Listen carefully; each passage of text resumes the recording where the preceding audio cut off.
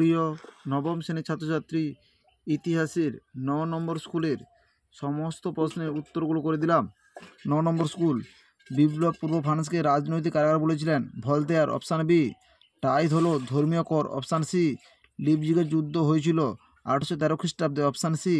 ভারতে Jacobin club গঠন করেন Tipu Sultan, option D. Napoleon হল্যান্ডের সিংহাসনে বসিয়েছিলেন জোসেফ বোনাপার্টকে। কোর্ট নেপোলিয়ন সংকলিত হয় 1804 খ্রিস্টাব্দে, অপশান এ। ডাইরেক্টরি শাসনে মোট ডিরেক্টরের সংখ্যা ছিল 5 জন, অপশান বি। মানুষ স্বাধীন সত্তা নিয়ে জন্মায় কিন্তু সর্বত্রই যে শৃঙ্খলে আবদ্ধ, একথা বলেছেন রুশো, অপশান এ। বাস্তিল দুর্গের পতন ঘটেছিল 1779 খ্রিস্টাব্দের 14 জুলাই, option C. The Persian letters গ্রন্থের রচয়িতা মন্তেস্কু, অপশান সি। কাঁদিত গ্রন্থটি কার লেখা? ভলতেয়ার। অভিজাত বিপ্লব কথাটি কে প্রথম ব্যবহার করেছিলেন? ষোড়শ লুই। করবি কি? 52 নম্বর পৃষ্ঠা 10 দাগের প্রশ্নের উত্তরটি তোমরা দেখো।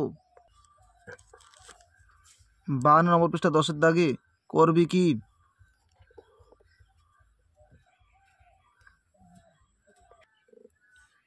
কনফেডারেশন অব দ্য রাইন কত খ্রিস্টাব্দে গঠিত হয়েছিল? 1806 খ্রিস্টাব্দে।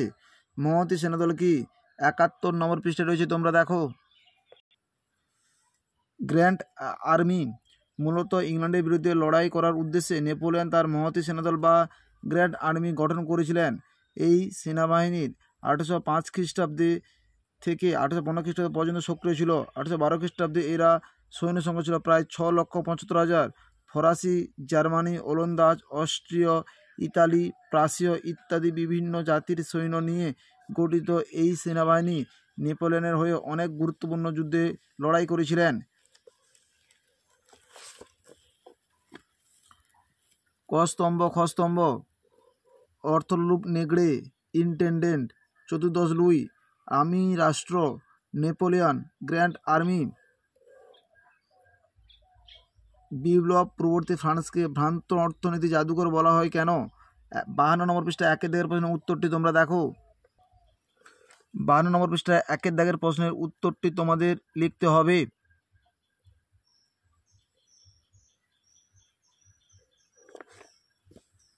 টেনিস কোর্টের শপথ কি?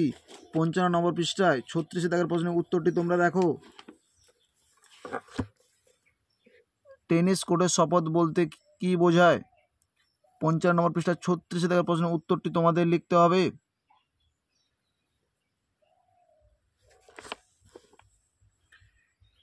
মহাদেশীয় অবরোধের দ্বিমুখী অস্ত্র বলা হয় কেন? মহাদেশীয় অবরোধকে দ্বিমুখী অস্ত্র বলা হয় কেন? 101 নম্বর পৃষ্ঠা 58 দাগের প্রশ্নের উত্তরটি তোমরা দেখো।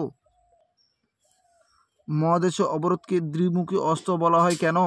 101 নম্বর পৃষ্ঠা 58 দাগের প্রশ্নের উত্তরটি তোমাদের লিখতে হবে।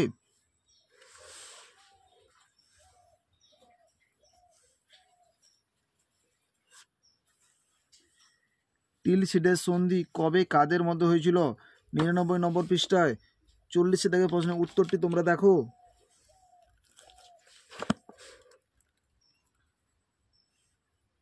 টিলসিডের সন্ধি কত খ্রিস্টাব্দে কাদের মধ্যে স্বাক্ষরিত হয়েছিল?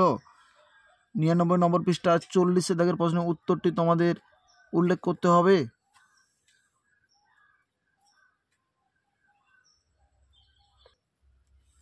সন্ত্রাসের রাজত্ব বলতে কি বোঝো? 17 নম্বর পৃষ্ঠায় 68 দাগের প্রশ্নের উত্তরটি তোমরা দেখো। 17 নম্বর পৃষ্ঠায় 68 দাগের প্রশ্নের উত্তরটি হলো সন্ত্রাসের রাজত্ব বলতে কি বোঝো?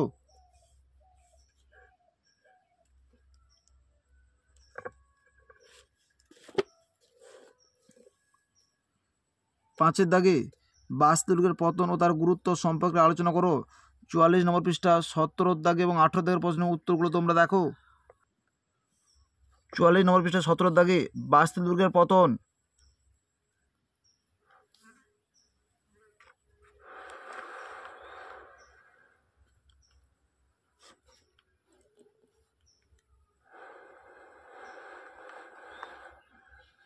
আঠারো দাগে বাস্তি দুর্গের পতনের গুরুত্ব কেন?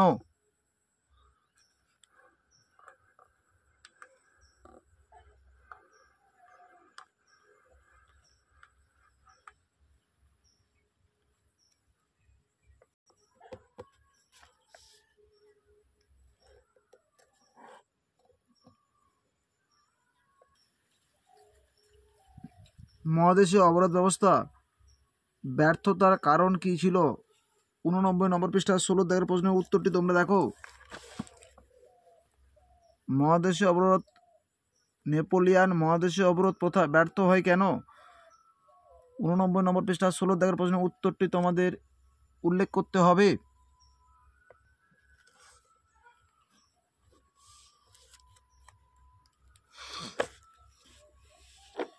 বিপ্লব পূর্ববর্তী ফ্রান্সে কর ব্যবস্থা কীরূপ ছিল? 28 নম্বর পৃষ্ঠা 2 দাগের প্রশ্নের উত্তরটি তোমরা দেখো। 28 নম্বর পৃষ্ঠা 2 দাগে ফ্রান্সে কর ব্যবস্থার সংক্ষিপ্ত পরিচয় দাও। এই প্রশ্নের উত্তরটি তোমাদের উল্লেখ করতে হবে।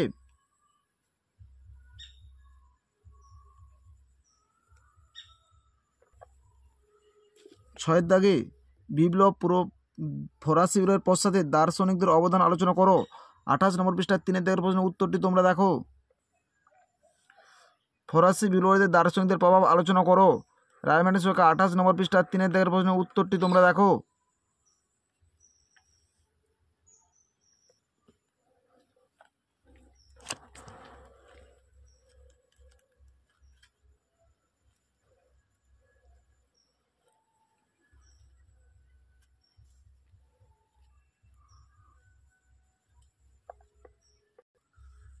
কোর্ট নেপোলিয়নের বৈশিষ্ট্য ও ত্রুটিগুলি লেখো।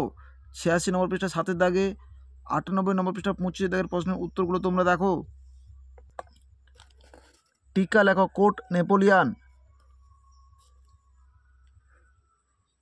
86 নম্বর পৃষ্ঠা 7 দাগের প্রশ্নের উত্তরটি তোমরা দেখো।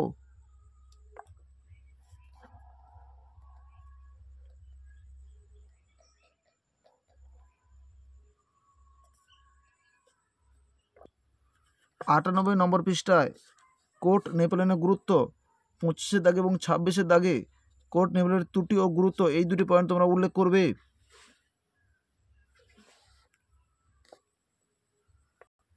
আমাদের ভিডিওটি যদি তোমাদের ভালো লেগে থাকে তাহলে তোমরা লাইক করো, শেয়ার করো, কমেন্ট করো। চ্যানেলে নতুন হয়ে থাকলে চ্যানেলটিকে সাবস্ক্রাইব করে পাশে থাকা বেল আইকনটিকে প্রেস করো। আমাদের ভিডিওগুলো আপলোড করার সাথে সাথে সবার আগে তোমাদের কাছে পৌঁছে যাবে।